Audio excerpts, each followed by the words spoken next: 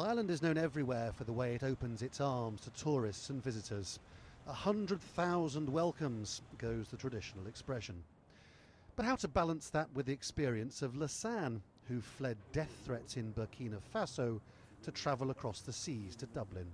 Life as a refugee here, he told me, is even worse than home.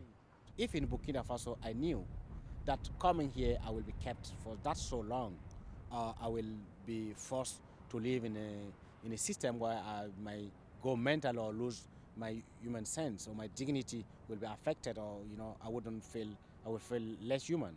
I don't see that I would deserve that. I wouldn't come. Ireland runs its asylum system differently to other places. Refugees are placed in buildings under a system called direct provision, which means meals and a bed, but nothing else. You go to another place, which gives you €19 a week spending money, or less than $4 a day. So you're not allowed to work, but you have no money. Time and again, refugees told us they were being forced to do nothing, and that sends them quietly mad.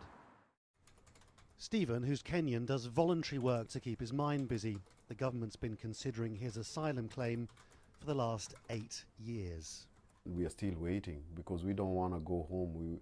We want protection. We want our kids to enjoy a life like any other normal kid. And we want to fend for our family. We don't want anything from the system. So asylum may offer safety, but it involves a loss of freedom, which people say is devastating. This woman, a Christian from northern Nigeria, had to flee with her children. They hate their life under direct provision, and that fills her with guilt. I was not allowed to do anything. They make decision for me. The government make decision for me. They make decision for my children. I have no sales. They've taken my dignity. They've taken my freedom away from me.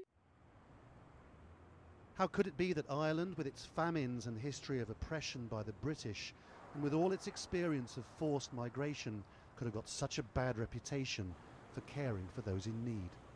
It's very difficult to see why Ireland is still signed up to the Refugee Convention, when in fact it does not live by the spirit of it, even if it has in place a system for deciding asylum claims. The government refused us an interview. Their ministers are on the record as saying direct provision is the cheapest way of looking after people who are in Ireland illegally. European elections are coming. Despite immigration being so important, the treatment of Ireland's thousands of refugees is not on anyone's agenda. Lawrence Lee, Al Jazeera, Dublin.